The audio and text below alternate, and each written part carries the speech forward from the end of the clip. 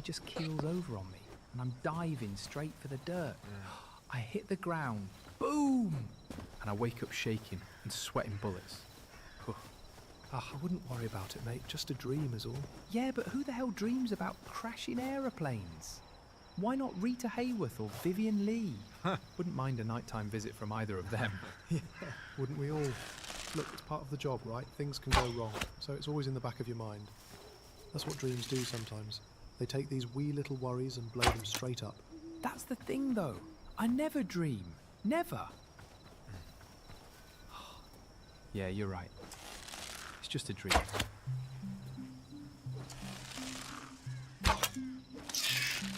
This first story can be found in Kevin Desmond's 1988 book, Aviation Ghosts, Stories of Paranormal Activity Along Lines South by Southeast, 165 degrees. In his efforts to better explore the legends, ghost stories, and psychic phenomena associated with aviation history, Desmond put out a call in various newspapers and magazines, asking pilots, ground crew, anyone to write in their aviation-related ghost stories. And he wasn't disappointed by the many responses he received. In the small mountain of story submissions piling up on his desk, there was one particularly chilling story that was mailed in by a Royal Air Force veteran named Bob Lacey. Bob had served during World War II, and in his letter, he recalled a strange conversation he had with a fellow pilot while they were stationed in North Africa in the spring of 1943. Bob writes, "In West Africa, at Easter 1943, I was employed as personal pilot to the resident minister, Lord Swinton. My base, although I spent most of my time in Accra, was Takoradi, which was the assembly base for American fighter aircraft destined for North Africa. These aircraft, mainly Curtiss P-40 Warhawks, were assembled and tested by pilots on the station and then air ferried to Cairo.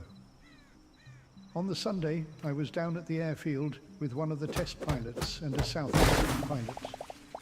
Both were particular friends of mine at the time. The RAF test pilot, during conversation, said he had dreamt about an aircraft crash the night before and seemed rather troubled by it. We said there was nothing strange about that, as aeroplanes were crashing all the time. I know, he said, but surely one doesn't dream about aeroplane crashes. We both said that we did, and that there was nothing odd at all about it. Ah, he said, but I never dream. The next afternoon, I was leaving the officers' mess when I saw a tall pillar of smoke rising from the direction of the harbour. I rang down to flights and was told that a Warhawk had crashed and the pilot had been killed. The pilot was the flight lieutenant who had had the dream. I suddenly felt I had seen through a curtain.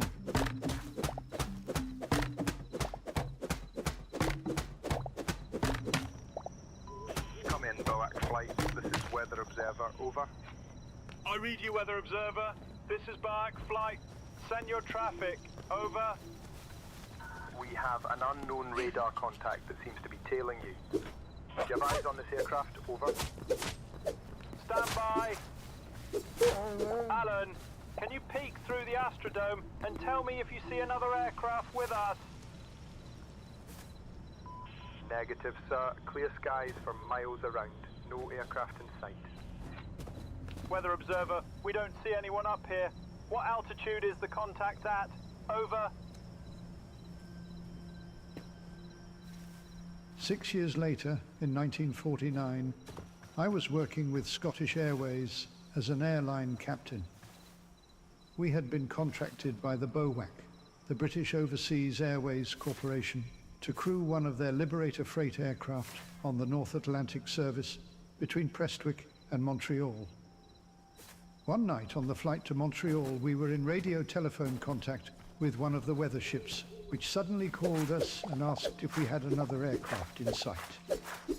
It was a very clear, starlit night, and we all began a big search for the aircraft, which was reported by the weather ship's radar contact as being 1 mile behind us. The navigator could see nothing in the Astrodome, so I circled, upon which the weather ship reported that the following aircraft was also circling behind us. We continued on course for Montreal, having seen nothing.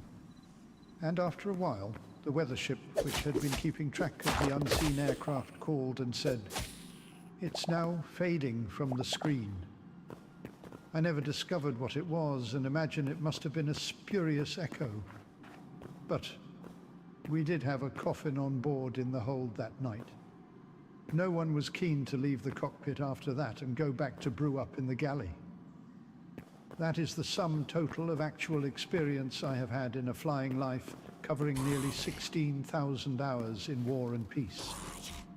But for some time before I retired from airlines, I would often wake and have a strong feeling that there had been a disaster. Every time this happened, there had indeed been a major air accident. In cold print, nothing very much. The effect on me as a person on these occasions was a different matter. It did not bother me, but gave me a strange feeling that there is much more to life than we are prepared to admit.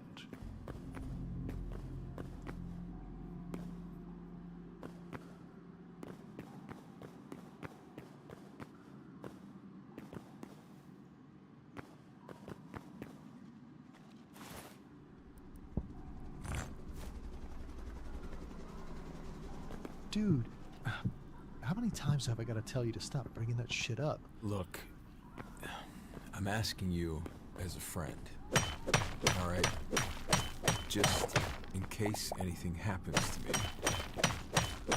I want you to make sure my stuff gets back to my folks, okay? Yeah, and as your friend, I'm telling you that you've lost your damn mind. Look, I get it. We've been in country a while. It's okay to be a little stressed out, man. But it was just a dream, all right? Hell, with all the insane shit we've seen around here, I'd be surprised if you weren't seeing Charlie in your sleep. I don't know, man. Like, yeah, I've been telling myself that it was just a dream. But I really can't shake the thought that something, something bad's about to happen. I mean, when's the last time anything good happened around here? Yeah, that's true.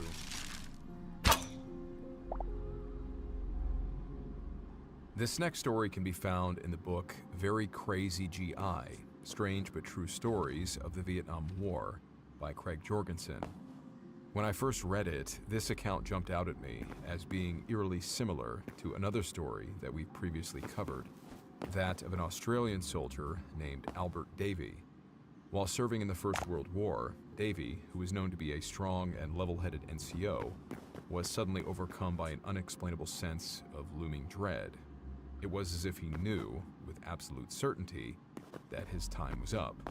Davey was usually a very bright and cheerful kind of guy, so his change in mood didn't go unnoticed. But despite his officers and fellow soldiers trying to reassure him, Davey just seemed very certain. Calm as he was when he told them, he was convinced that the next assault that they would do would be his last. And it was, much to the shock and chilling confusion of his commanding officer, who later shared the experience that had stayed with him for decades after the war. This next story takes place in 1969, involving an American soldier serving in the jungles of Vietnam. As he's not named in Jorgensen's book, we'll simply refer to him as John. John was a U.S. Army Ranger and second in command of a 5-man recon element. His team was stationed in the Phu Quang province of South Vietnam.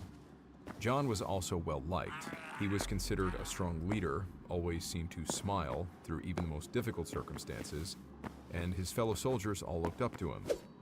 So when John suddenly became very sullen, the men around him knew that something must be bothering him.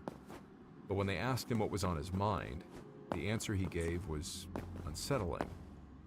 They knew John was superstitious, as many soldiers could be, but this was odd, especially for someone as optimistic as he usually was.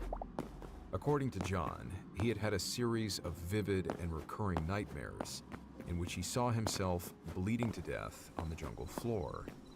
The dreams were so real and frequent that John became convinced that they weren't dreams at all. He took them to be visions of his own death.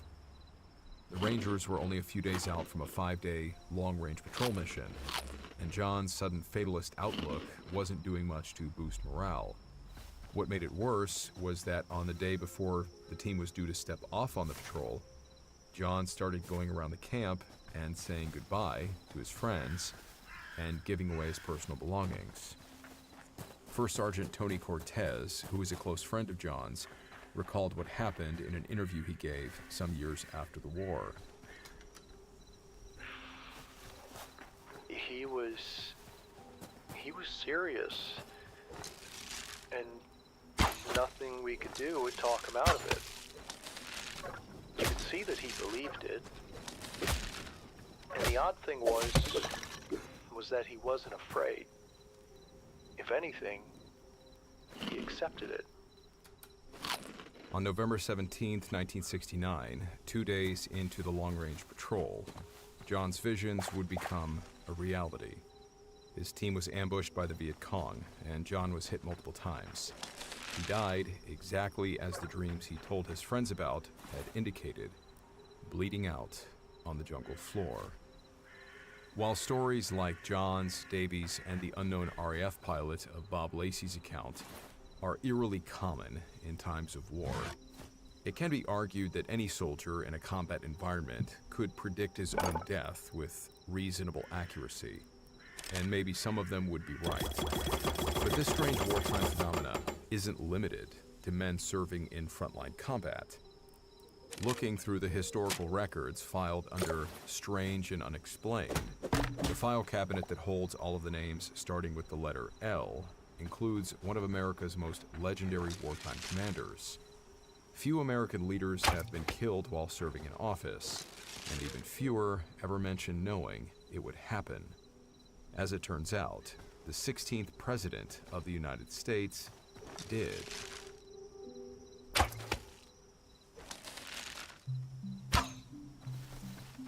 Of all the men that have called the White House home, few have left their mark on American history quite like Abraham Lincoln. Lincoln is a man that needs no introduction, and the stories surrounding his life and presidency have become the stuff of legend. Elected to office in 1860, just before the outbreak of the Civil War, it was Lincoln's steadfast leadership that prevented a splitting of the nation after 4 bloody years of conflict. While Lincoln's motivations and the war's objectives did evolve over time, many consider the true highlight of his time in office to be the passing of the Emancipation Proclamation in 1863. This proclamation is what effectively brought an end to slavery in the United States. Although he is now widely regarded as one of America's greatest presidents, Lincoln was a controversial figure during his time, facing opposition from various factions. His progressive outlook towards the abolishment of slavery made him a number of enemies, especially in the South. So although his leadership saved the country, his presidency would end with his assassination. There are thousands of books, essays, and films detailing Lincoln's policies and time in office. But what is often overlooked is his complex and fascinating relationship with faith and the paranormal. Lincoln was born into a very devout Baptist family. From a very young age, people recalled him preaching passionate sermons. He could recite whole passages of the Bible by heart. But as he got older, his outlook on religion became much more complicated. Abraham Lincoln was, without doubt, a man of strong religious conviction, just not in the way that many other people were at the time. While he believed in God and divine providence, Lincoln never tied himself to one church or denomination. In fact, he actually seemed a bit wary of organized religion in general. Even as a youth, Lincoln questioned the many contradicting interpretations of the Bible held by different Christian groups. Each church boldly claimed that their perspective, and theirs alone, was the truth. But the way Lincoln expressed it, he never felt as if he fully agreed with any of their doctrines, and rejected many of the traditional Christian views. In Lincoln's eyes, the will of God wasn't so clear-cut, and he worked in ways that were simply above human understanding. Lincoln's inquisitive outlook on faith made him what might be considered a skeptic. This became very clear when anyone came forward claiming to be a messenger of God or to be someone who could communicate with the spirit world. When 11-year-old William Lincoln died of typhoid fever in early 1862, both of his parents were devastated. But while Abraham Lincoln found comfort through his faith in God and otherwise buried his grief in the duties around the ongoing Civil War, his wife, Mary Todd Lincoln, took a much more unique approach to grieving. At this point in the late 19th century, spiritualism, the idea that you could communicate with the spirits of the dead, was all the rage, and Mrs. Lincoln was completely bought in. After William died, much to the disapproval of her husband, she invited a number of self-described psychic clairvoyants to the White House to reach beyond the veil and speak with her dead son. I spoke with a guy who moved to the States from Cuba about a year ago, and after he picked me up at the airport as we drove through Austin, Texas, I asked him about his thoughts on things like the paranormal and religion. He started by sharing his own skepticism, but then he also shared an experience that I guess had started to change his mind. After his grandmother had died, he was invited by a friend to meet with a psychic. He only went along half-heartedly, not planning on participating, but just to watch. At some point during the seance, or whatever it was that they were doing, he said the psychic began speaking to him. But he said it was very strange, because this woman, who he had never met, had suddenly taken on the exact mannerisms and way of speaking to him that his grandmother had. He said she even answered his questions about things that he knew that only his grandmother could have known. Well, he just told me in no uncertain terms, that woman became my grandma, and I have no idea how she could do that. But when I continued to ask questions, he made it clear that he still wasn't sure what he believed about spirits, religion, or the paranormal in general. I say that to point out that while some psychics do of course try to imply an honest faith in spiritualism, regardless of what we think about it, it was clear that the ones who responded to Mary Todd Lincoln's request were the more unscrupulous types, clearly trying to exploit a grieving mother for their own financial gain. Apparently, Abraham Lincoln thought so as well. Lincoln sat in on a few of these seances, often held in the White House's Red Room. Out of respect, even though he didn't believe a word of what was being said, he kept his mouth shut. He was there to support his wife, and if this was what helped her cope with William's loss, then so be it. But according to Lincoln's close friend, General Daniel Sickles, there was at least one occasion where the president just couldn't help himself.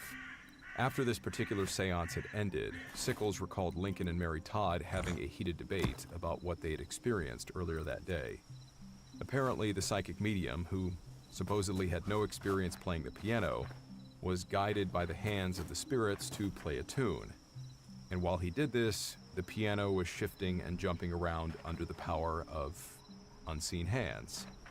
But Lincoln didn't buy it, and so later, to hammer home his point, he marched over to a nearby piano, pounded on the keys, and, using his knees, moved the piano around just like the medium had done.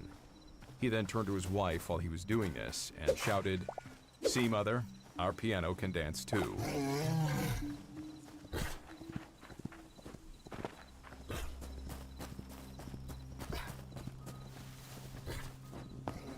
While Lincoln was clearly not won over by the mediums and spiritists taking money from his wife, his playful skepticism at that moment stood in stark contrast to his own experiences with the unexplained, namely the visions that haunted him throughout the war. Lincoln was tormented by a certain dream. In it, he found himself alone on a small boat floating down a river, surrounded by a thick fog. He had no idea where he was going, and the boat had no oars or a rudder for him to change direction. He was just going deeper and deeper into the fog towards an unknown destination. After experiencing this same exact dream several times, which almost always seemed to happen on the eve of a significant military operation, Lincoln finally confided in his wife about them. In spite of her own superstitions, Mary Todd assured him that the dreams were simply manifestations of his working stress. After all, he was, in a way, guiding the nation through a fog, down a river of unknown waters towards an uncertain future. Lincoln agreed with his wife and put the dreams out of his mind, at least for a while, until a much more disturbing series of visions started to come to him.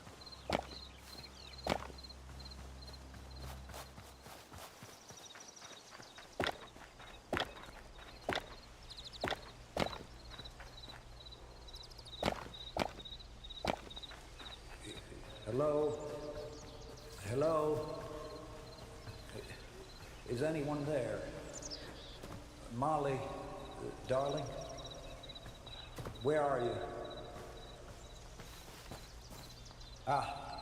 Soldier. What's the meaning of all this? Who is dead in the White House? The president. What? He was killed by an assassin.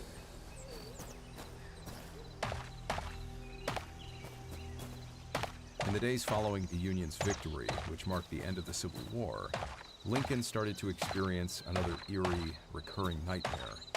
He described the dream in his personal journal, offering enough detail to indicate that these visions were clearly vivid. I retired late. I soon began to dream. There seemed to be a death-like stillness about me.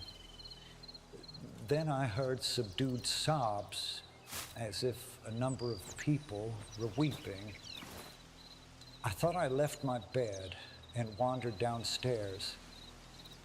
There, the silence was broken by the same pitiful sobbing, but the mourners were invisible.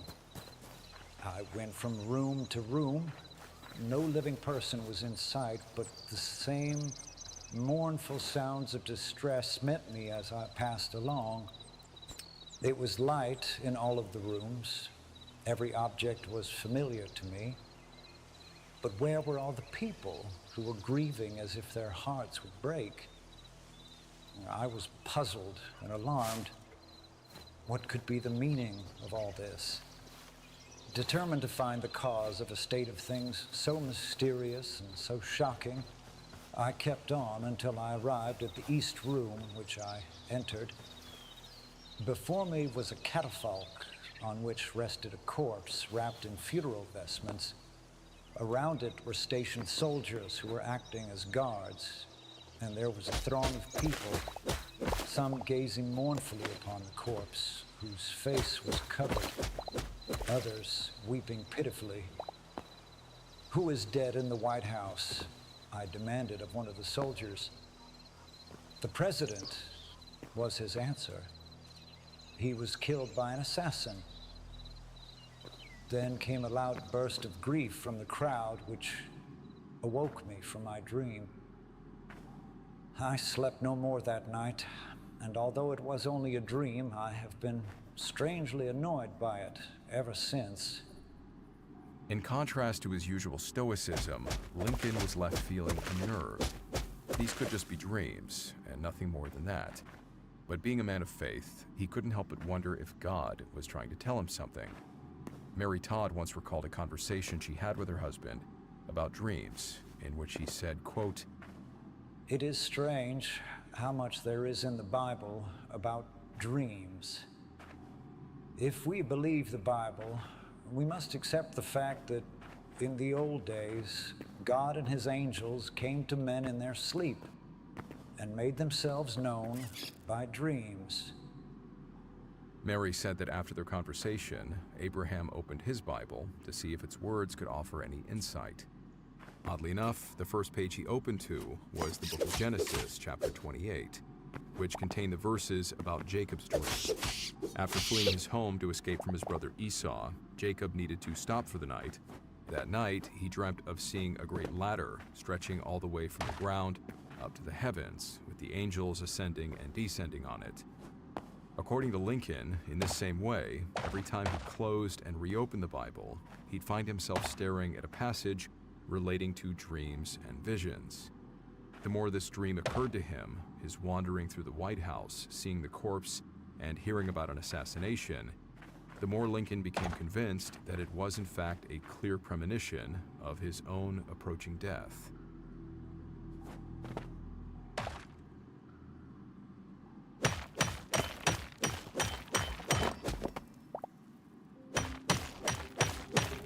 the evening of April 14th, 1865, W.H. Crook, a 25-year-old bodyguard, escorted the president back to the White House after a long day of War Department meetings.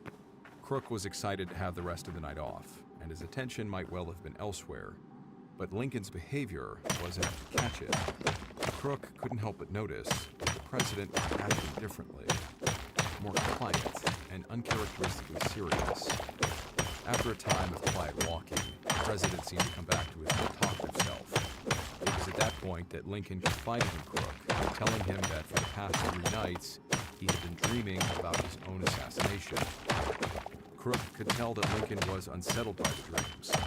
Crook also knew that the president was scheduled to see a performance of the popular comedy, Our American Cousin, that night at Ford's Theater. After hearing about Lincoln's dreams, Crook urged him to rest and not attend the performance. But, as Crook recalled many years later, in 1907, Lincoln was adamant about attending the show. It has been advertised that we will be there, he said, and I cannot disappoint the people. Otherwise, I would not go. I do not want to go. I remember particularly that he said this because it surprised me. The president's love for theater was well known. He went often when it was announced that he would be there, but more often he would slip away, alone or with his son Tad, get into the theater, unobserved if he could, watch the play from the back of the house for a short time, and then go back to his work. Mr. Buckingham, the doorkeeper of Ford's Theater, used to say that he went in just to take a laugh. So it seemed unusual to hear him say he did not want to go. When we reached the White House and he had climbed the steps, he turned and stood there a moment before he went in. Then he said, "Goodbye, Crook." It startled me. As far as I remember, he had never said anything but "Good night, Crook" before. Of course, it is possible that I may be mistaken. In looking back, every word that he said has significance. But I remember distinctly the shock of surprise and the impression at the time that he had never said it before. By this time, I feel queer and sad. I hated to leave him, but he had gone in, so I turned away and started on my walk home. As Lincoln had so strangely announced it would be the last time Crook ever spoke to the president. That night, Lincoln, along with Mary Todd, Major Henry Rathbone, and his fiancée, went to Ford's Theater. And the rest, as they say, is history.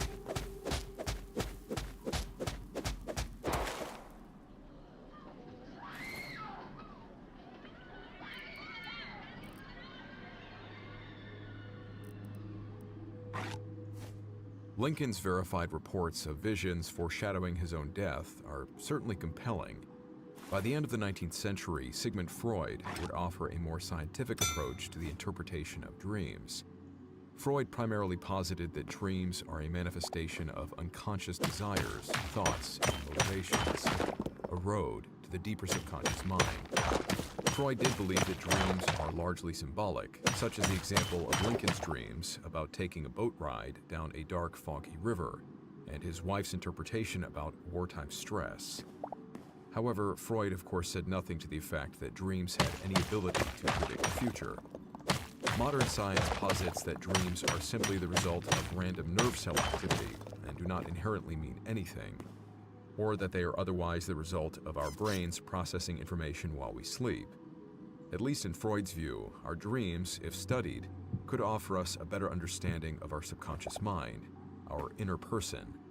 But whatever science says, in many cultures, dreams have always been regarded as something profound. Looking into the 19th century history of Native American tribes, particularly the Sioux people of the Great Plains, dreams and visions were regarded with a great deal of respect. They were taken as direct messages from the spirit world, sent forward by their ancestors or the Great Spirit, Wakantanka itself. In Sioux culture, dreams were said to play an important role in everyday life. Not only did they serve to help guide individuals along their life path, but they also influenced the decisions of elders, chiefs, and other community leaders. For the Sioux, being one with nature went hand in hand with connecting to the spirit world around them. As an important rite of passage, every young warrior had to embark on what was called a spirit quest or vision quest. After enduring a lengthy period of spiritual and physical preparation with the help of the tribe's medicine man, the young man would venture out to a sacred site chosen by the elders. Once there, they would fast and pray for days on end, hoping to make contact with the spirit realm. In 1854, there was one notable Sioux who made his way across the open plains on such a quest. His long, wavy black hair had earned him the nickname Curly among his friends and family, but history would soon know him by another name, Crazy Horse.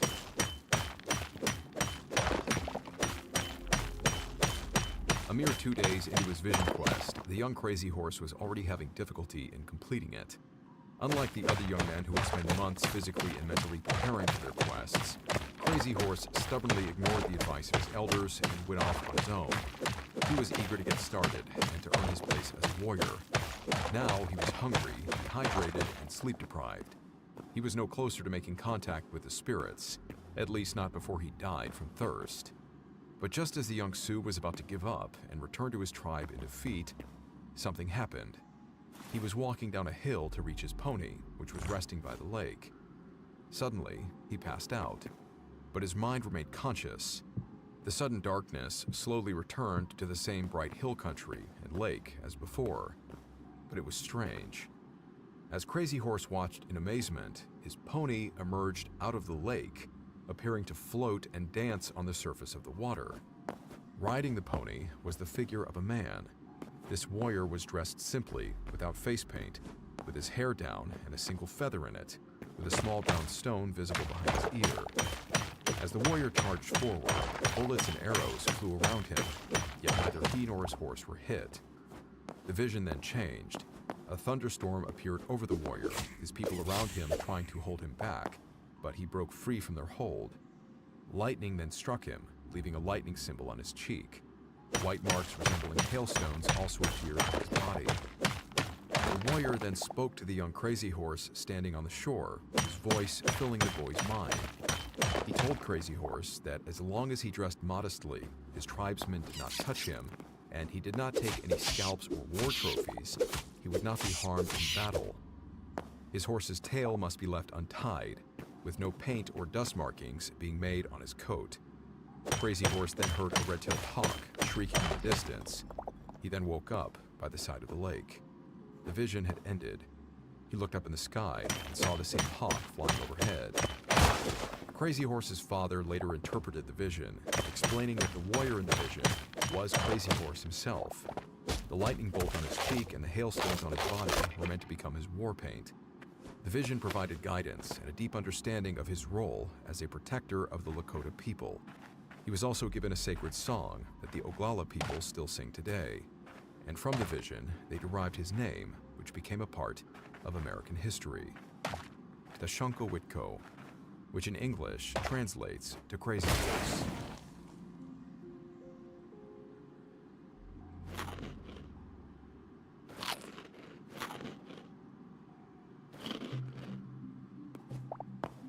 Around a decade after Crazy Horse's vision quest, when the American Civil War ended in 1865, the U.S. Army shifted its attention west towards the Great Plains.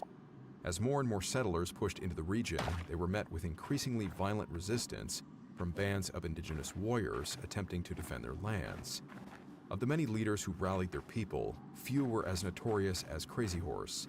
Inspired by his devotion to traditional Sioux and Lakota ways and his selfless way of leadership, thousands of his fellow warriors joined Crazy Horse in his fight against American forces. Always in the middle of the action, Crazy Horse's bold tactics led to a number of native victories. One of these became known as the Fetterman Fight of 1866. Crazy Horse and his men lured a number of Captain William Fetterman's troops into an ambush just outside of Fort Phil Kearny in Wyoming. In the gunfight that followed, 81 American troops were killed in what was, at the time, the worst defeat suffered by the U.S. Army at the hands of Native forces. This would later be overshadowed by Crazy Horse and Sitting Bull's massacre of General George Custer's 7th Cavalry at the Little Bighorn in 1876. Despite constantly exposing himself to danger and having several near misses, Crazy Horse seemed invincible. Time and time again, both American soldiers and native warriors marveled at how the man could charge through hails of bullets, arrows, and cannon fire, and somehow emerged completely unscathed. Crazy Horse was one of the luckiest men alive, or, as many Sioux believe, he was being guided and protected by the spirits. Following the instructions given in his vision, Crazy Horse always rode into battle with a single feather in his hair and a small stone tied behind his ear. He dressed modestly, and his horse's tail was always left untied. On his face, he painted the same lightning bolt, while he dotted his chest and arms with white paint resembling hailstones. Though it completely defies explanation, it does seem that in every instance where Crazy Horse followed the spirit's guidelines, he was never so much as grazed by a single bullet. In fact, the only times Crazy Horse ever accounted for being injured on the battlefield were the instances when he neglected to follow the spirit's instructions. Crazy Horse recalled one instance when he was caught up in the excitement of battle. He was attempting to take the scalps off 2 dead soldiers when an arrow flew out of nowhere and struck him in the leg. As he limped to take cover, his hand pressed over the bleeding wound. Crazy Horse was sharply reminded of the spirit's words, to never take what wasn't his on the battlefield. But even while Crazy Horse's legendary vision seems to have ensured his safety, this same vision appears to have simultaneously predicted the way he would die. Because of his many victories, Crazy Horse had a lot of enemies, even beyond those in the U.S. Army. Despite his widespread popularity among the Sioux in Lakota, there were many indigenous leaders who disagreed with Crazy Horse's aggressive stance against the encroaching Americans. Tribe leaders such as Red Cloud and Spotted Tail grew tired of the fighting and wanted to pursue a more diplomatic approach to saving what was left of their ancestral lands. In their eyes, continued war against the United States would only result in the total destruction of their people and all the native peoples throughout the country. Using their deep connections within the Sioux Lakota Nation, many times Red Cloud and Spotted Tail attempted to convince Crazy Horse to lay down his arms and surrender to U.S. authorities. Determined as he was, Crazy Horse flatly refused. In September of 1877, however, Crazy Horse and his loyal fighters seemed to have finally reached their limit. After months of being relentlessly pursued by federal troops and weakened to the point of starvation, in an effort to save his men, Crazy Horse surrendered to American forces. But his surrender was only half-hearted. While he was being escorted to a guardhouse on Fort Robinson, Crazy Horse attempted to break free from the guards. Another Oglala Sioux warrior, named Little Big Man, told him to stop. What he was doing was reckless. As Crazy Horse then fought to free himself, an army soldier charged in and drove his bayonet deep into Crazy Horse's back. The wound would be fatal. Crazy Horse died later that same day, just before midnight on September 5th, 1877. In the vision that initiated his life as a warrior, Crazy Horse had watched the man on the lake fend off the desperate arms of his own people as they seemed to cling to him, trying to hold him back from something. Whether this might have represented his fellow tribes trying to stop him from fighting with the U.S. Army, or the reality of Little Big Man desperately clinging to him in his final moments, is, of course, left to interpretation. But to some, Crazy Horse is another soldier whose early death seems to have been predicted by the unseen forces at work in the world. While unique in many ways, the stories of Lincoln, Crazy Horse, and the soldiers who foresaw their own deaths share a common thread, a glimpse beyond the veil of the known, a brush with destiny that defies explanation. Whether through dreams, visions, or chilling premonitions, before they die, these individuals experience a profound connection to their own mortality. Whether we take these stories as evidence of the paranormal or simply as interesting looks into the human psyche, their experiences serve as a reminder of the unseen forces that may well be shaping our own lives at this very moment, and the many mysteries in this world that lie just beyond our understanding.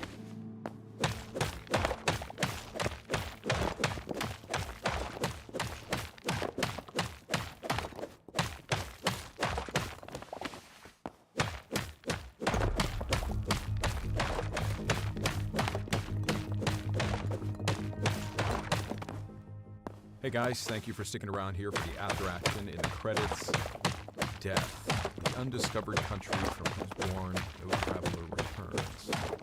Speaking of people who knew how they would die, I heard a story about a court jester in 16th century France named Triboulet. Court jesters were given the freedom to speak out against injustice and hypocrisy in religion and political authority, even if they had to risk their own lives in doing so, and Triboulet was no exception. He was well known for pushing the boundaries of comedy and taking jokes right to the edge of insult. Once there was a nobleman who was so offended, he said he would hang Triboulet for pestering him. Triboulet then went to the king and begged him to help. The king said that if the nobleman dared to hang his jester, he would hang the nobleman 15 minutes later. To this, Triboulet replied, "Sire, couldn't you hang him 15 minutes before me?" But during the reign of King Francis I, despite his love for his jester, there was a joke that Triboulet took too far. During a spontaneous attempt to lighten the mood, Triboulet smacked the king on his rear, expecting the applause of the nearby courtiers. Touching royalty was considered a heinous offense, and even the king lost his temper and threatened to have him executed. He did calm down after a while and promised he would forgive Triboulet if his jester could come up with an apology that was more offensive than was his act in striking the king. Always quick-witted, only a few seconds later, Triboulet offered his apology, saying, "I am so sorry, Your Majesty, but I didn't recognize you. I mistook you for the queen." Unfortunately, this was too offensive for the king. He became enraged and promised that Triboulet would be executed. But then, reflecting on the jester's many years of dutiful service, he then granted Triboulet the right to choose the manner in which he would die. Once again, Triboulet hardly missed a beat before replying, "Good sire, I ask to die from old age."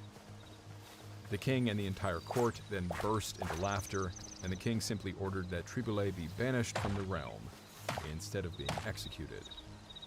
When I think about it, it does seem that death is like a thread that ties many, if not all, of the strange and unexplained war stories that we've heard. War itself is marked by death. Why is anybody afraid of things like cryptids and strange creatures? Because they might kill us. Why are ghost stories so spine-chilling? Because it subconsciously reminds us of death. And who knows, maybe ghosts can also kill us. Aliens, well, I guess they could kill us, although the kidnapping and probing aspect is also a concern. So, of course, in the scope of wartime stories, there would have to be stories completely centered on death itself.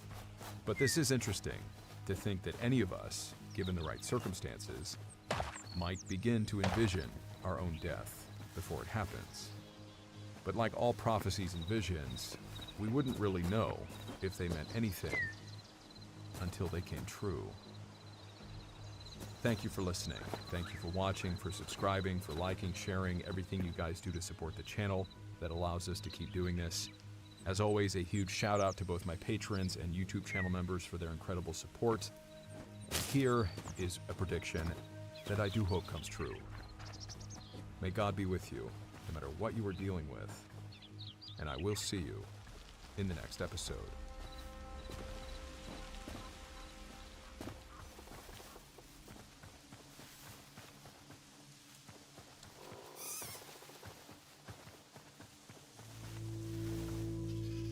Something interesting happened just a few years ago, on January 13th, 2018. What started out as a calm Saturday morning in Hawaii suddenly took a sharp turn. 8 minutes after 8 a.m., everyone's cell phones started blaring an alarm. TV broadcasts were interrupted. It was an urgent update from the Hawaii Emergency Management Agency.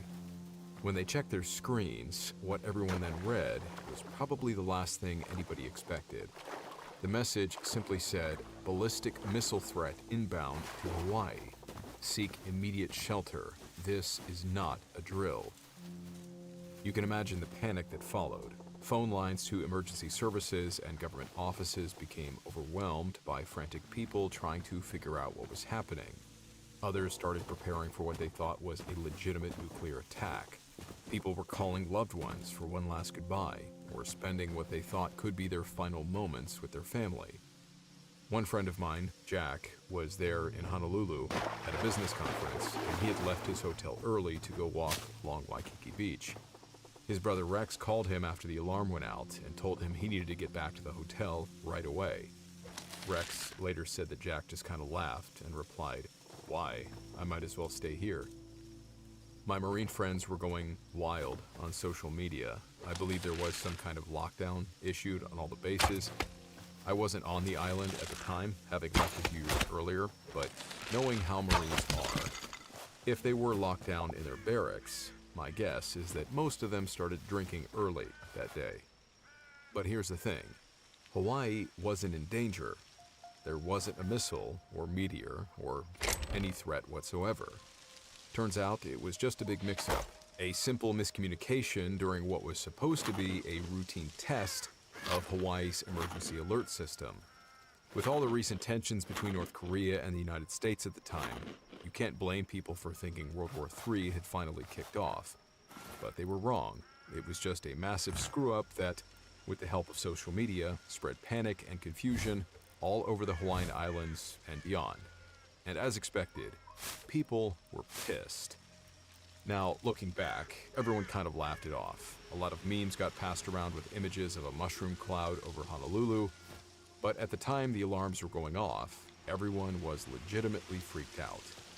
And funnily enough, this kind of thing has happened before, except that the threat wasn't an incoming nuclear bomb. 80 years earlier, on October 30th, 1938, the day before Halloween, when many American homes still didn't have a television, thousands of people were tuning into their nightly radio programs. With the expansion of Nazi Germany happening in the late 30s and the Japanese invasions into China, Americans were aware of the growing threat of totalitarian regimes.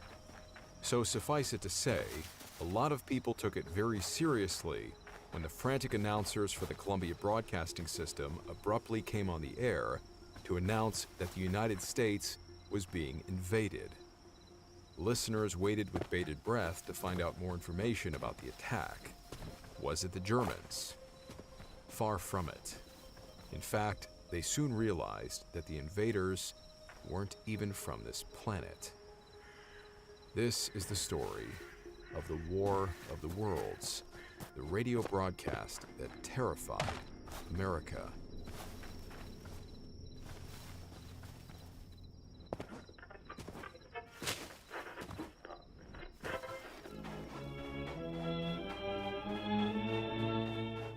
Studios and its affiliated stations are proud to present Luke LaManna's Wartime Stories.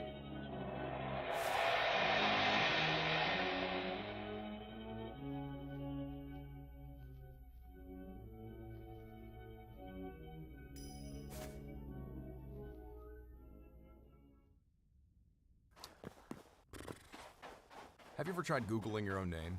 Well, you should. I do it periodically, but the first time I did it a couple of years back, I was shocked at the amount of personal information that was publicly available about me and my family online, on dozens of different sites. That's why for some time now I've been using Aura, the sponsor of today's video. If you've ever wondered how scammers get your number or why your inbox is always full of junk, this is why. Data brokers are collecting and selling your personal info without asking. That's why I keep using Aura. 1, it's nearly impossible to find all of the sites, and 2, even after you do get them to remove your info, the data brokers just keep putting it back up after a couple of months. It's a never-ending battle, so now Aura does the fighting for me and makes it easy by automatically sending removal requests to those parasitic websites and keeping my data off of them. But wait, there's more. Aura is a full digital security package, real-time alerts when your info is found on the dark web, credit fraud monitoring, a secure VPN, antivirus, password manager, and more. $5 million in identity theft insurance if something does happen. Aura is one app with every layer of protection. Look, I've got enough to worry about, and I've really come to trust Aura with protecting my information. Try Aura free for 14 days at aura.com/wartime stories. The link is below in the description. In those 2 weeks, you'll discover where your data is being exposed and sold. I'm not leaving myself vulnerable, and you shouldn't either. All right, let's get back to it. Ladies and gentlemen, the producer of Wartime Stories and the host of these broadcasts, Luke Lamont. The late 1930s was an interesting time for many Americans. The economy had somewhat bounced back from the darkest days of the Depression. Now there was another growing sense of unease. Tensions were rising in Europe and the Pacific, and people were paying close attention. While millions read the morning papers over breakfast, millions more were tuning into news broadcasts on a nightly basis, keeping up to date with current events through their radio sets. From their living rooms, they listened anxiously as the Japanese launched their second invasion of China in 1937. Then, as the summer turned to autumn in 1938, it looked as if Nazi Germany was preparing to invade Czechoslovakia. Families huddled around their home radios, listening for any breaking developments. For weeks, negotiators from Britain and France were attempting to appease Hitler in hopes of avoiding another global war. And on September 30th, 1938, it seemed they finally had. It was announced that Britain, France, Germany, and Italy had signed off on the Munich Agreement. Czechoslovakia was forced to hand over large amounts of territory, but war, for the moment, had been avoided. The British Prime Minister, Neville Chamberlain, even declared that they had secured peace in our time. While many people hoped that the Munich Agreement would ensure continued peace in Europe, many more were unsure if Hitler would respect the terms of the treaty. Even so, despite the growing anxiety over world events, there was something in the air on the evening of October 30th, 1938, a buzz of excitement. It was the night before Halloween, and all across the country, people were getting into the spirit of the holiday. It was also a Sunday night. With work and school the next morning, most families had settled in for a quiet evening at home, ready to unwind with some good old-fashioned radio entertainment.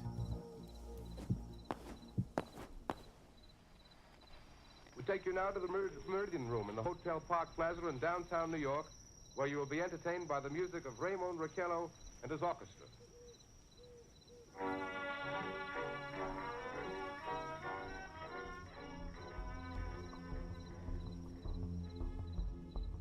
While radio was fast becoming the go-to source for breaking news in the late 1930s, this wasn't called the golden age of radio for nothing. Stations like CBS, NBC, and MBS also offered listeners a wide array of entertainment programs. Some of the best listening you can still find even today. Everything from live comedy and musical performances to children's shows, talk shows, and dramatic stories. Fibber McGee and Molly, The Aldrich Family, Archie, Lights Out, The Lone Ranger, and one of my all-time favorites, The Shadow. One of the most popular shows at the time was the Chase and Sanborn Hour, a live comedy and variety show hosted by ventriloquist Edgar Bergen. The show aired every Sunday at 8 p.m. on NBC, and the evening of October 30th was no different. As Bergen took the show into its first commercial break, with advertisers promoting their preferred brands of tobacco, tires, and blue coal, a lot of listeners did what people still do today during ads. They started scrolling through the other channels to see what else was playing. Many of them landed on CBS, where a live broadcast was already underway from the Meridian Room of New York City's Hotel Park Plaza. The program featured composer Raymond Raquello and his big band orchestra as they kicked off the evening with some upbeat melodies.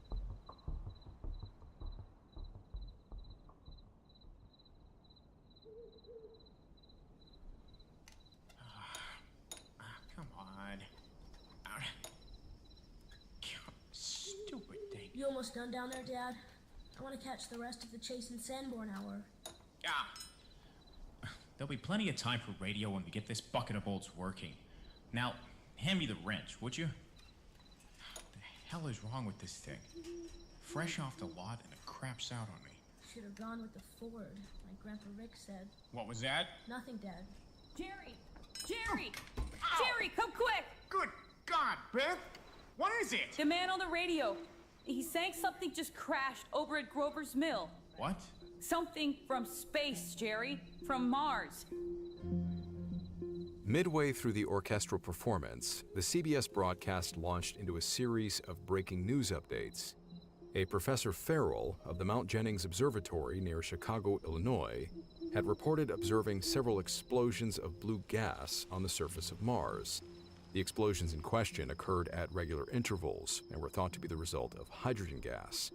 Quoting the professor, the announcer described the phenomenon as a jet of blue flame shot from a gun, which was now moving towards Earth at a high velocity. This first report, while strange to some and interesting to others, was no cause for alarm. The news update ended, and listeners were quickly returned to the scheduled program of music. But this only continued for a short moment before the broadcast cut out once again. The second interruption alerted listeners that CBS was receiving another update, this time from the Princeton Observatory in New Jersey. CBS correspondent Carl Phillips was reporting live from the observatory, speaking with world-famous astronomer Professor Pearson. Looking through the observatory's telescope, Pearson also described a strange series of explosions happening on the surface of Mars. Phillips probed him with questions, ultimately inferring that these explosions might be a sign of living intelligence. Pearson wasn't sure what they were seeing, but he was quick to say that the odds of life existing on Mars were 1,000 to 1. Phillips then asked Pearson about the distance between Earth and Mars, to which Pearson calmly replied that Mars was about 40 million miles away. "Well," said Phillips, "that seems a safe enough distance." The interview was then cut off. There was a brief silence hanging over the airwaves for a few seconds before the voice of Carl Phillips returned. He explained that someone had just handed Professor Pearson an urgent message. He then asked the professor's permission to read it to the audience. Quote, 9:15 p.m. Eastern Standard Time. Seismograph registered shock of almost earthquake intensity occurring within a radius of 20 miles of Princeton. Please investigate. Signed, Lloyd Gray, Chief of Astronomical Division. Unquote. This announcement was followed by a stunned silence before Phillips asked the question that was now on every listener's mind. Could this earthquake be connected with the strange explosions seen on the Martian surface? Professor Pearson wasn't convinced. He said it was likely just a meteor impact, and its arrival alongside the unexplained activity on Mars was likely pure coincidence. With that, Phillips signed off, returning listeners to that night's regularly scheduled musical program. Husbands and wives now sat in their living rooms, staring at the radio set with a funny expression. Children sat quietly in front of the set, looking back at their parents, waiting for them to explain what was happening. But before anyone could say Hoot Gibson, another urgent update came through. Authorities in Trenton, New Jersey were now reporting that a huge flaming object, believed to be a meteorite, had crashed into a farmer's field in the neighborhood of Grover's Mill.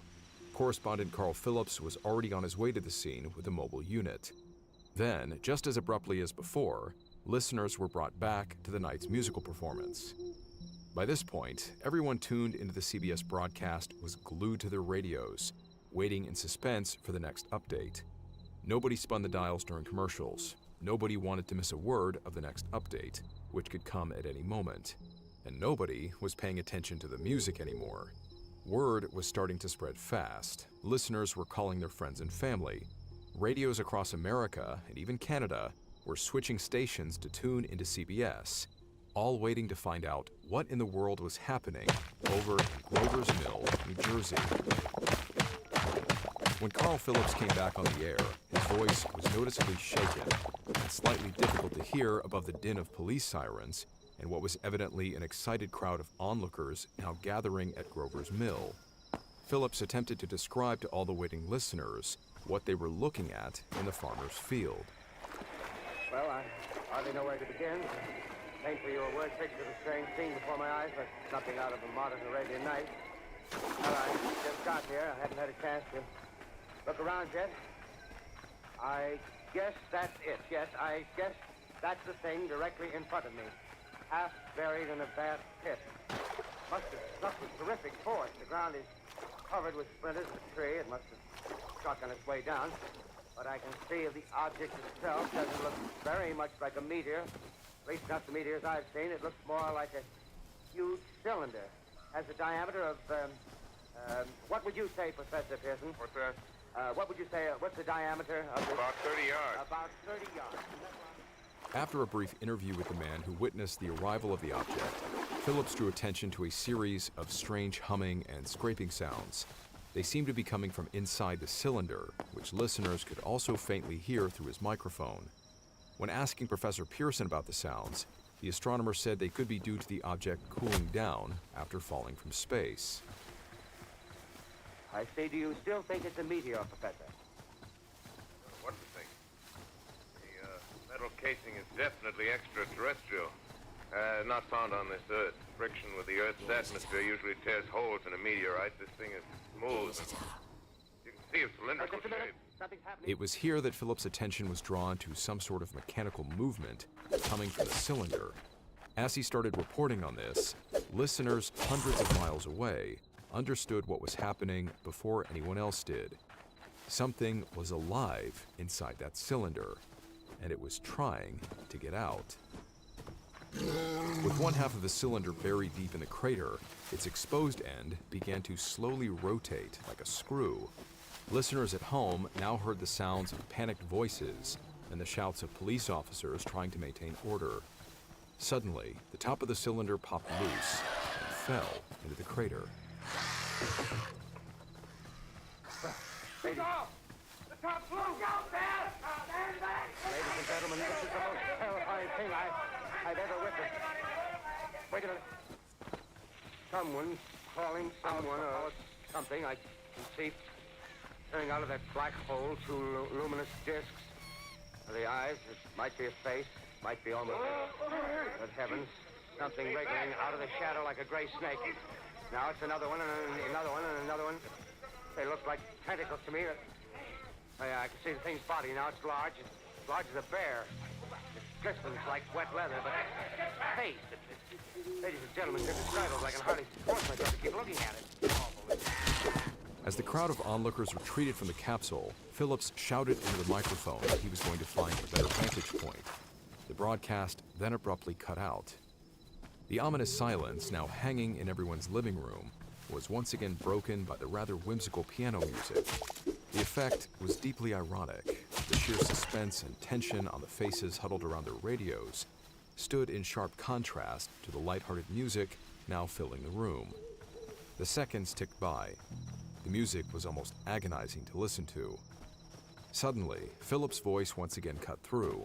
He sounded breathless as he described the scene around him. The group had pulled back to observe the object and its alien occupant from a safe distance, and more state police officers had arrived to take control of the situation. Cautiously advancing towards the pit were 3 policemen. Phillips told listeners that one of them was waving a small white flag in an attempt to make contact with the strange creature. It was sensational. The people of Earth were making first contact with a visitor from Mars. Studying the object while the captain and 2 policemen advanced with something in their hands. I can see it now. It's a white handkerchief tied to a pole. Flag of truce. Those creatures know what that means, what anything means. Wait a minute, something's happening. Humped shape is rising out of the pit. I can make out a small beam of light against a mirror. What's that? There's a jet of flame springing from the mirror, and it leaps right at the advancing men. It strikes them head on. Lord, they're turning into flames. Now the whole field's covered by the woods of fire. There's gas tanks for the automobiles spreading everywhere. It's coming this way now, about 20 yards to my right. Oh my God. Should we call someone? Yes, Jerry. Call the police. All right. Everybody just calm down. I'm sure this is just one big misunderstanding. No, Beth, sweetie, get my gun. What do you want the gun for, Rick? I didn't fight my way across France just to get killed by some space octopus in a tin can, Jerry.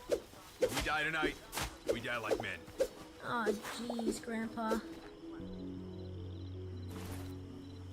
By this point in the broadcast, the mood had shifted completely. Whatever the Sunday night patrons of CBS were expecting, their bewilderment was now turning into something much more serious, a full-blown panic. Telephones at local police and radio broadcasting stations were ringing off the hook. Families and friends were frantically calling each other to pass information about the invasion or to ask for it. As American homes buzzed with fear and excitement, their conversations were cut short when the CBS broadcast buzzed back to life. But this time, it wasn't Carl Phillips. This new voice didn't introduce himself, but he sounded both somber and urgent. He announced that 40 men, including reporter Carl Phillips, now lay dead on Grover's Mill, all of them burned to death by some kind of heat ray weapon. I have been requested by the governor of New Jersey to place the counties of Mercer and Middlesex as far west as Princeton and east to Jamesburg under martial law. No one will be permitted to enter this area except by a special pass issued by state or military authorities. 4 companies of state militia are proceeding from Trenton to Grover's Mill and will aid in the evacuation of homes within the range of military operations. Thank you. With a force of 7,000 troops, the state militia locked down the entire area around Grover's Mill. Broadcasting live from the militia's field headquarters, the voice of Captain Lansing of the Signal Corps kept the listening audience updated on the situation. Cylindrical object lies in a pit directly below our position, surrounded on all sides by 8 battalions of infantry. Without heavy field pieces, but adequately armed with rifles and machine guns. All cause for alarm, if such cause ever existed, is now entirely unjustified. Things, whatever they are, do not even venture to poke their heads above the pit. See their hiding place plainly in the glare of the searchlights here.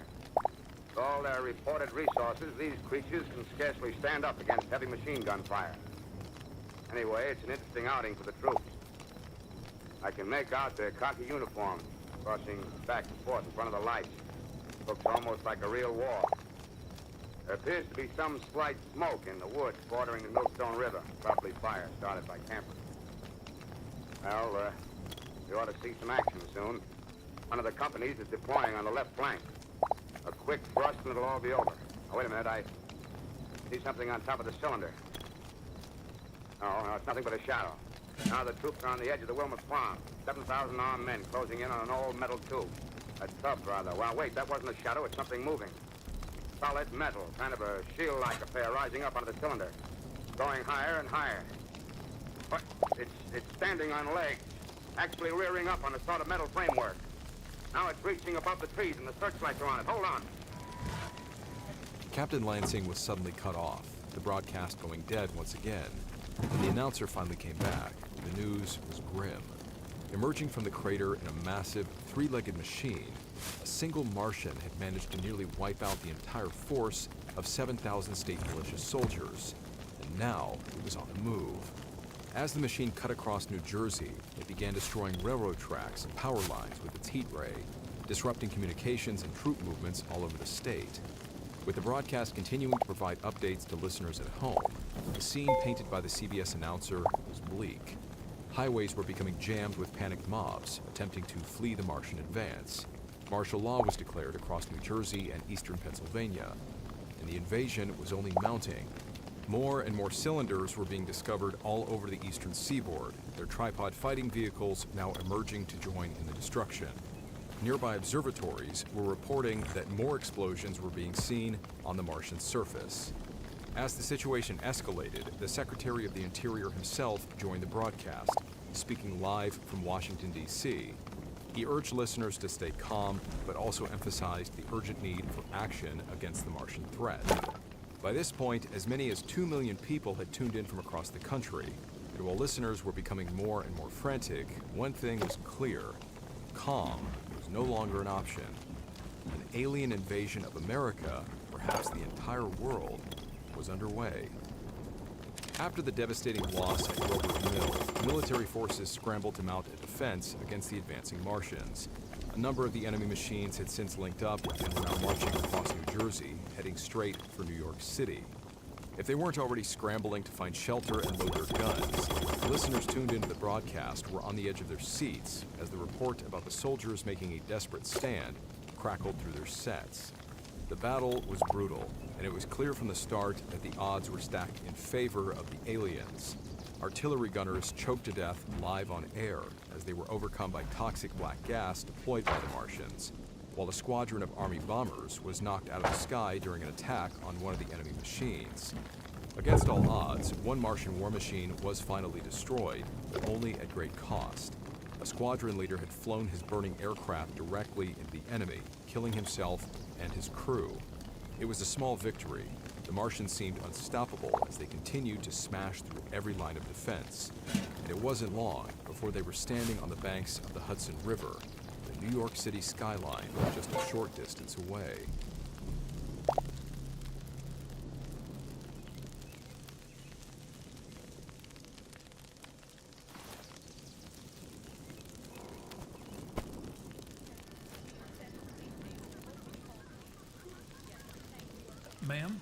Ma'am, please, slow down. I can assure you there's no gas attack here in New York. There's no need to worry. I understand that, ma'am. Rest assured, we are trying to get to the bottom of it. I'm sure that your daughter is safe and sound. So, please just remain calm. Okay. Take care. My God. What is all this about Martians and gas and big walking bar stools? The phones have been going non-stop. You ever seen anything like this, sir? No, I have not. This is being broadcast on what? CBS? No other stations are carrying it? It looks that way. At least that's what folks are saying. All right. Let's get some units down to their office at 485 Madison Avenue. I think they have some explaining to do.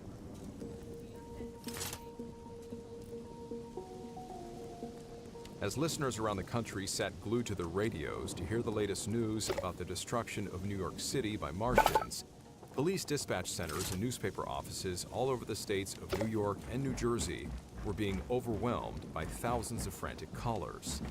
Since many of the operators picking up the phones weren't aware of the CBS broadcast, it was hard to make sense of what people were shouting about.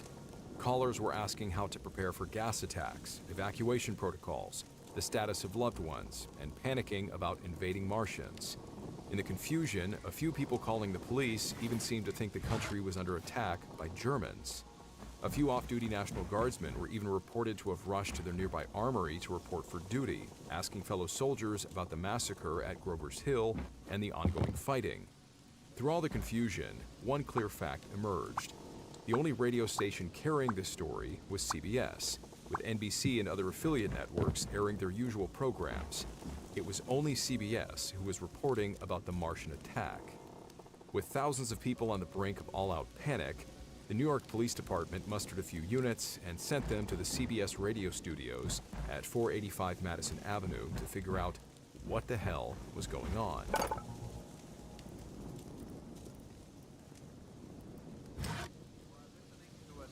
Presentation of Orson Welles and the Mercury Theater on the Air in an original dramatization of The War of the Worlds by H.G. Wells. The performance will continue after a brief intermission. This is the Columbia Broadcasting System. And cut. Roll the commercial. All right, that's intermission, people.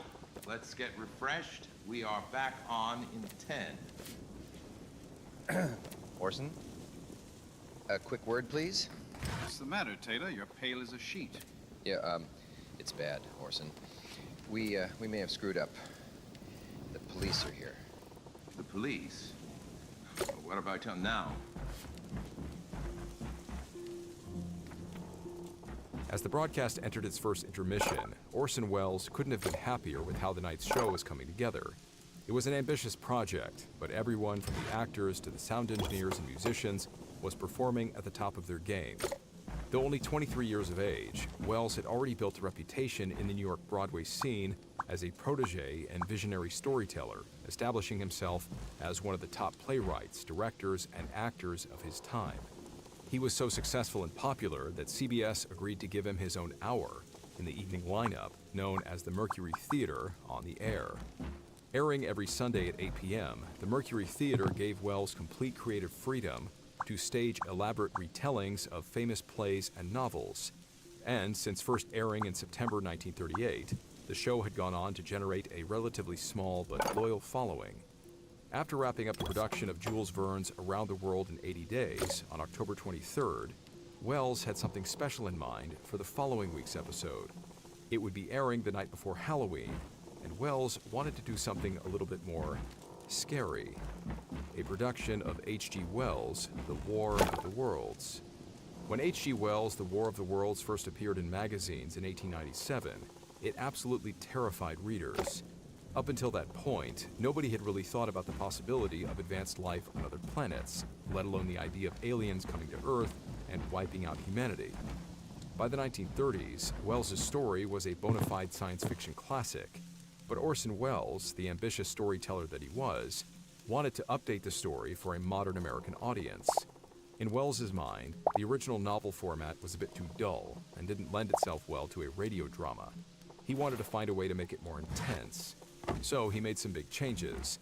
The setting changed from England to America, and working alongside writer Howard Koch and producer John Houseman, Welles restructured the story as a realistic news broadcast.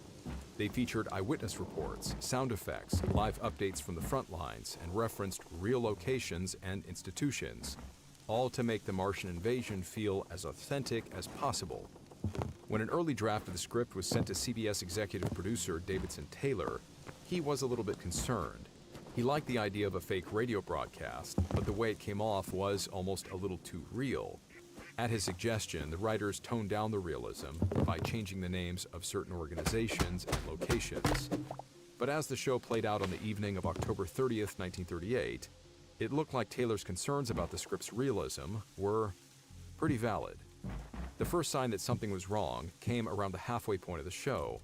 Just a few minutes before the intermission, Davidson Taylor, who was watching the production alongside John Houseman in the studio control room, was pulled away by an urgent telephone call.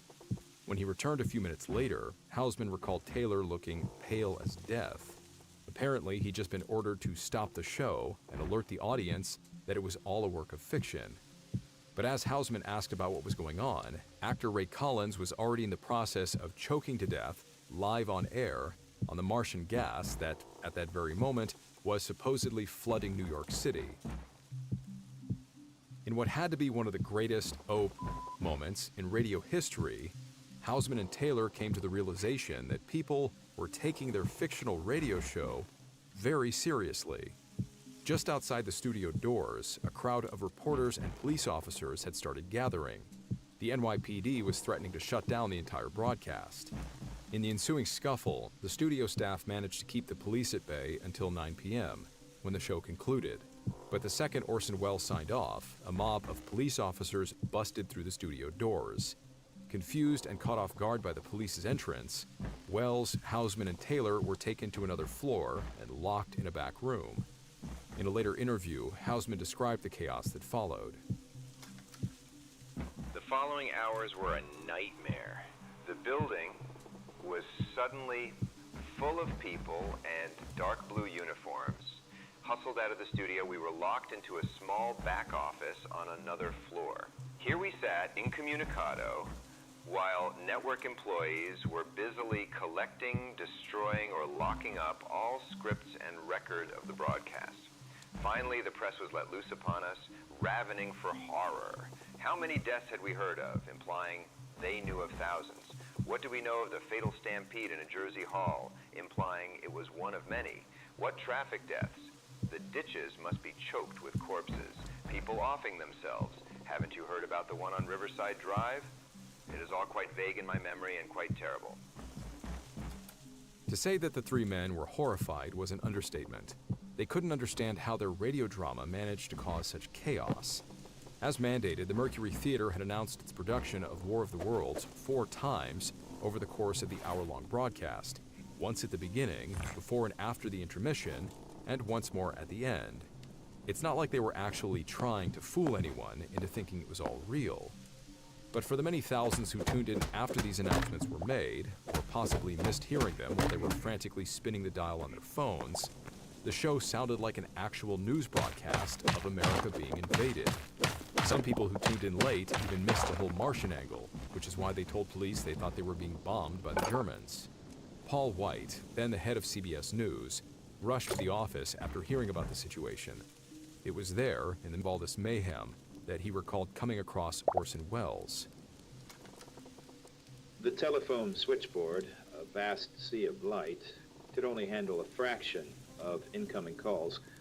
The haggard Wells sat alone and despondent. "I'm through," he lamented, "washed up." I didn't bother to reply to this highly inaccurate self-appraisal. I was too busy writing explanations to put on the air, reassuring the audience that it was safe. I also answered my share of incessant telephone calls, many of them from as far away as the Pacific coast. When the sun rose on Monday morning, Orson Welles was probably the most talked about man in America. The man himself had dark circles under his eyes. He hadn't slept at all that night. What between the emergency CBS press conference that followed his release from the back room, followed by an all-night rehearsal for another play that he would be performing in. Welles wasn't the only one pulling an all-nighter. Reporters were rushing to get the scoop on the story. The October 31st edition of the New York Times ultimately captured the true scale of the panic that had spread across the entire country, and even into parts of southern Canada. The article detailed how police and newspaper offices were overwhelmed with calls, how citizens reportedly fled their homes in a frenzy, the rioting in the streets, flooding of police stations, people arming themselves and creating massive traffic jams in their attempts to escape the Martians. Many even piled into churches and places of worship to pray, believing it was the end of the world. But the worst was finding out about the numerous deaths that the panic was reported to have caused. The show's news broadcast style was apparently so realistic that people were said to have collapsed from heart attacks and strokes, with thousands more being admitted to hospitals in a state of shock. Even more disturbing were the stories of people taking their own lives. Some were so terrified of being killed by the Martians that they decided to go out on their own terms. One report from the New York Times described a man in Pittsburgh who said he'd returned home during the broadcast to find his wife in the bathroom. She was holding a bottle of poison in her hand and screaming, "I'd rather die this way than like that." Once the panic died down, public fear quickly turned to public anger.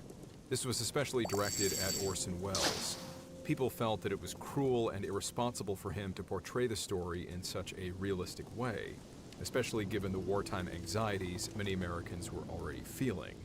Some even went as far as complaining directly to the Federal Communications Commission, demanding for more restrictions on what could be said and done on the radio. In spite of the backlash, there were also many people who had no complaints, but in fact absolutely loved the broadcast. Not only did they applaud Welles for his visionary storytelling, but they were also strongly against the idea of censoring radio in any form. They were also baffled at how anyone could be fooled by a radio show with such an outlandish premise. One of those defenders was singer and actor Eddie Cantor, who sent a telegram to the FCC saying, "The Mercury Theater drama was a melodramatic masterpiece.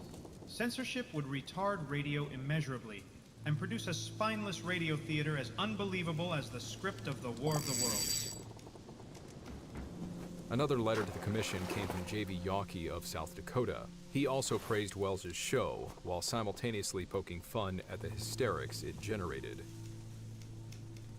"I suppose that by this time you have received many letters from numerous cranks and crackpots who quickly became jitterbugs during the program. I was one of the thousands who heard this program and did not jump out of the window, did not attempt off myself, did not break my arm while beating a hasty retreat from my apartment, did not anticipate a horrible death, did not hear the Martians rapping on my chamber door, did not see the monsters landing in warlike regalia in the park across the street, but sat serenely entertained to no end by the fine portrayal of a fine play."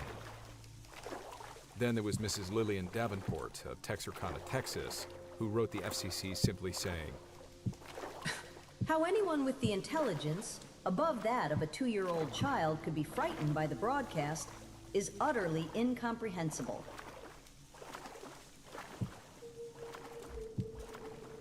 By autumn the next year, Hitler had invaded Poland, the world was pitched into another massive war, and all complaints about the War of the Worlds broadcast were forgotten.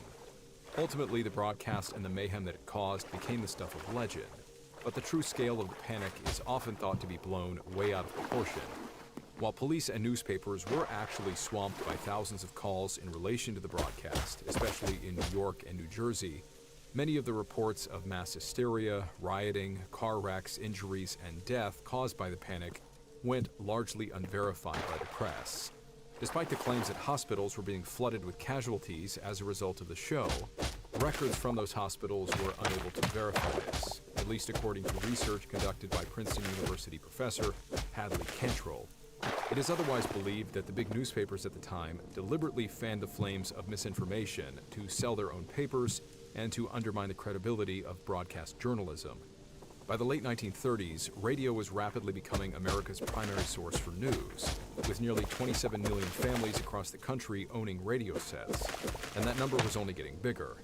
With the rise of the radio industry, millions of dollars worth of advertising revenue that once went to print journalism was now going into broadcasting. Talk about wartime stories of an unconventional kind. In what could be described as a media turf war, newspapers turned Wells's broadcast into a prime example of why radio news couldn't be trusted. But these attempts to undermine their competition were as successful as the horse dealers' attempts were to call the automobile a passing fad. There was no stopping radio, and more specifically, there was no stopping Orson Welles. The whole incident only solidified his reputation as a master storyteller. Soon after, he was signed by Hollywood's RKO Pictures, where he would go on to write, direct, and star in what many would later consider to be one of the greatest films ever made, 1941's Citizen Kane. Despite his incredible success, the War of the Worlds broadcast would shadow Welles for much of his career. When reporters would ask him about it, he would sometimes play into the myths surrounding the broadcast. But it wasn't lost on him